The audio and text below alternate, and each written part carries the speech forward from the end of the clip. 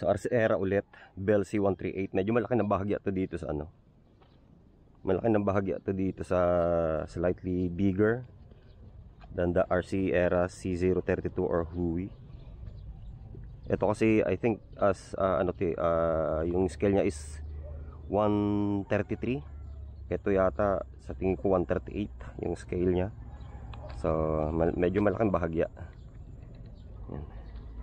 Napaka ano lang, napaka slight lang. Yung medyo malaki yung body niya. Yung ano niya, yung casing, yung housing, yung body niya, medyo malaki lang. So yan, papalipad ulit.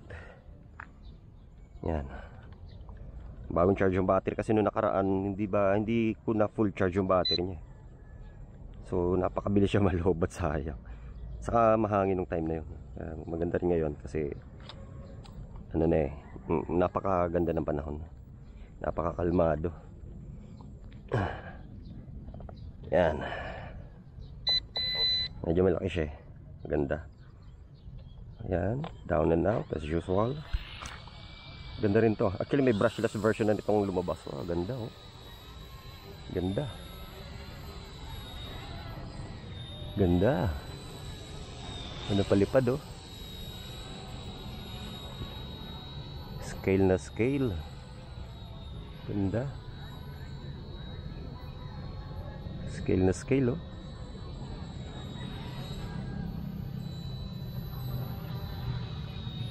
Scale na scale, ganda. First straight lang para hindi aggressive yung ano niya, yung lipad. Napakaganda. Super beautiful. Ganda oh. Parang nakasuspend lang sa hangin, no? Ganda. Lalo na siguro yung brushless na ito.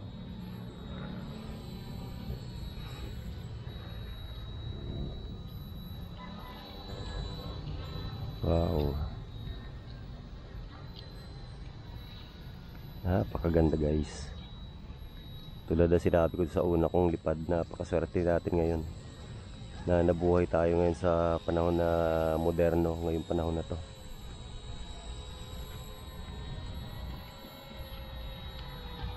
Kasi meron ng ganitong technology. Unlike siguro before 1930s, 20s, 60s, 70s. Siguro mga 70s meron na. Pero hindi pa ganun ka refine yung technology. Hindi pa ganun ka-advance yung technology. Ito mayroon na mga ganitong klase. Napakaganda oh.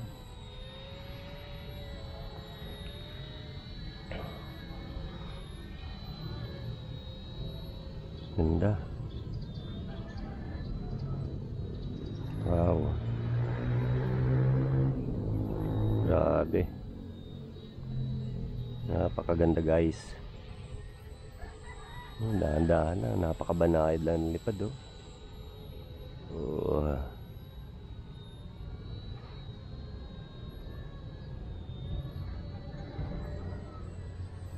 Wow.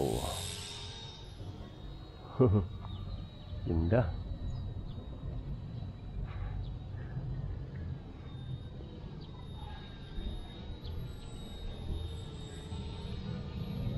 Saka napakatahimik niya eh oh.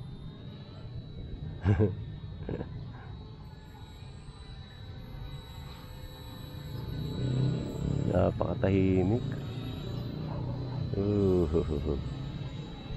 First straight baby. Yeah, this is the first straight baby. Napakaswabe. Smooth, super smooth. Super smooth ng galaw niya oh.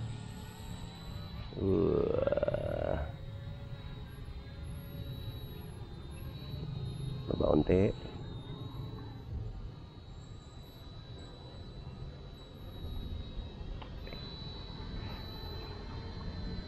Super smooth.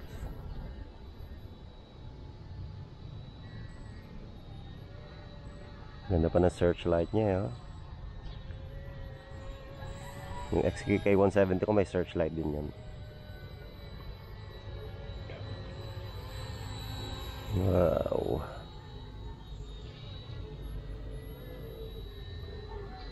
Ganda. RC Era C138 Bell 206. Wow. Ano to, 133 scale. Medyo malaki ng bahagya.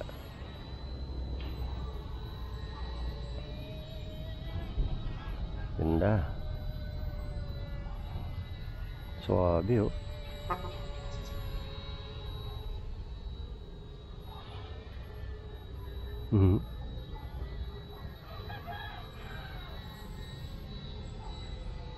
Ganda. It's so beautiful. It's so beautiful. Parang mas ma-appreciate mo yung yung beauty ng RC helicopter once na you fly it in a very smooth and not too fast manner. Ganito lang, very slow.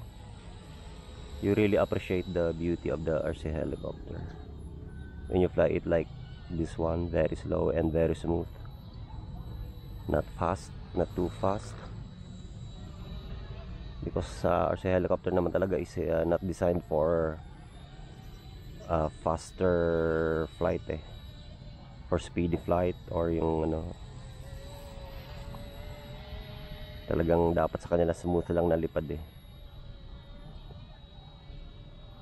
smooth and slow,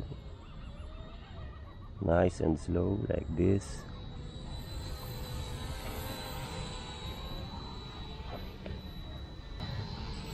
Ganda. Right, that's it. Bukas ulit. Very nice, baby.